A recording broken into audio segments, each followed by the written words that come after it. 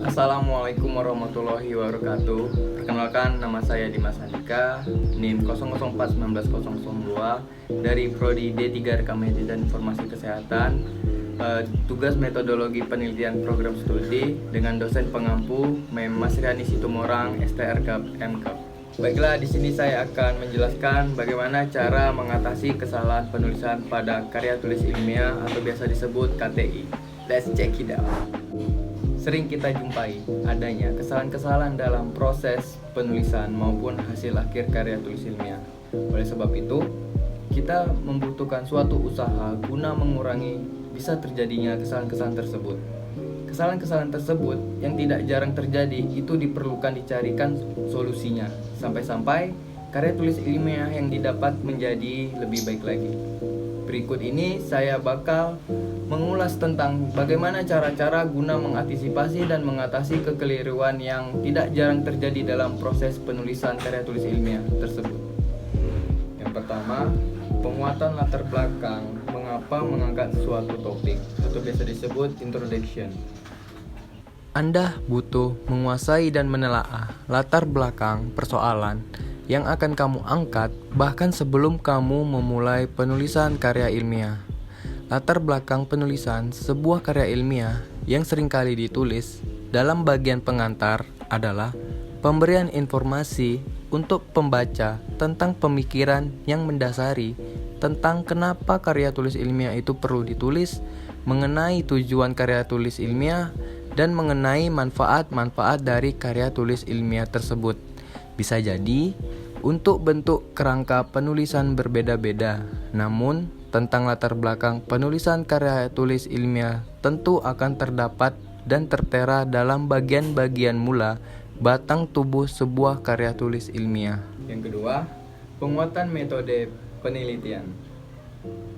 Penulisan tentang metode riset yang jelas dan memungkinkan guna direplikasikan oleh orang lain. Paling penting, dengan kata lain, terutama guna jenis karya tulis ilmiah hasil dari suatu riset ilmiah. Maksud dari dapat direplikasi ialah jika orang lain mengerjakan penelitian yang caranya sama, serupa dengan yang ditulis di karya tulis ilmiah, itu makanya hasilnya pun sama. Karya tulis ilmiah yang melulu melakukan studi literatur saja pun perlu melafalkan metode penulisannya, bahwa ditulis dengan studi literatur. Penulisan karya tulis ilmiah dengan melulu menurut studi literatur ini di jurnal-jurnal ilmiah internasional sering kali disebut tulisan ilmiah review. Yang ketiga, konsisten dalam penulisan. Bentuk nyata dari konsisten dalam penulisan ialah dengan mematahi ketentuan-ketentuan yang sudah disepakati oleh para berpengalaman maupun menurut kaidah penulisan yang baik dan benar. Bila kamu menulis karya ilmiah dalam bahasa Indonesia, maka kamu perlu memperhatikan teknik penulisan cocok EYD, ejaan yang disempurnakan, serta pemakaian istilah kosakata baku cocok dengan terdapat di Kamus Besar Bahasa Indonesia.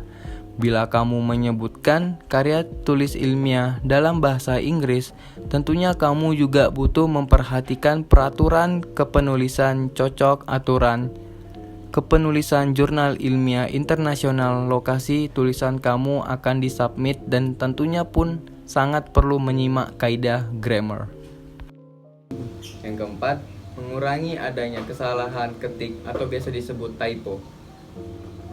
Sering sekali Anda sadar ketika suatu naskah karya tulis ilmiah telah dipublikasikan atau telah dicetak, ternyata tidak sedikit sekali kekeliruan ketik atau biasa disebut typo.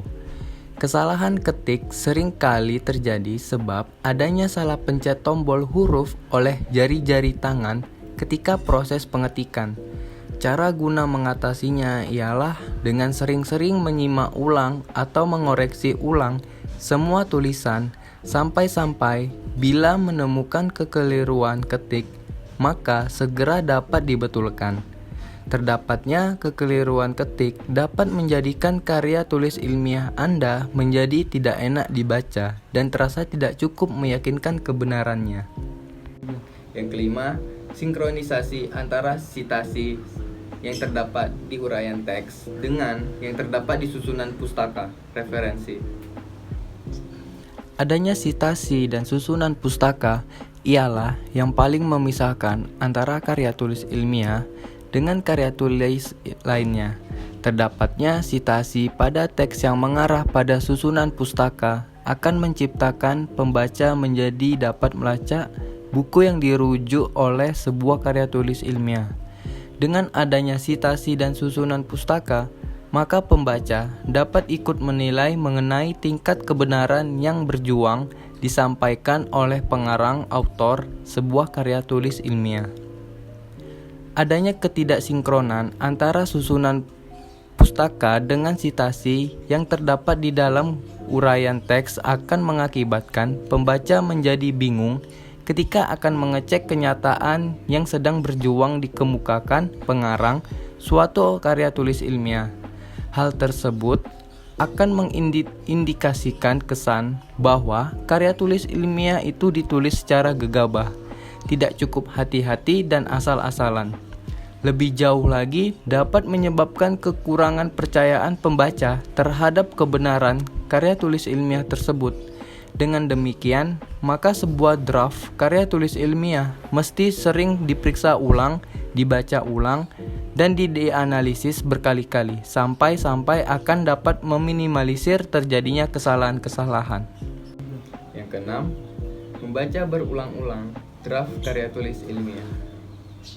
Tidak terdapat jalan lain guna mendapatkan hasil yang sempurna selain menyimak berulang-ulang draft manuskrip artikel karya tulis ilmiah yang telah kamu tulis. Temukanlah kejanggalan-kejanggalan logika, kekeliruan ketik, pengurangan atau peningkatan kata, dan kerjakan proses penyutingan lainnya.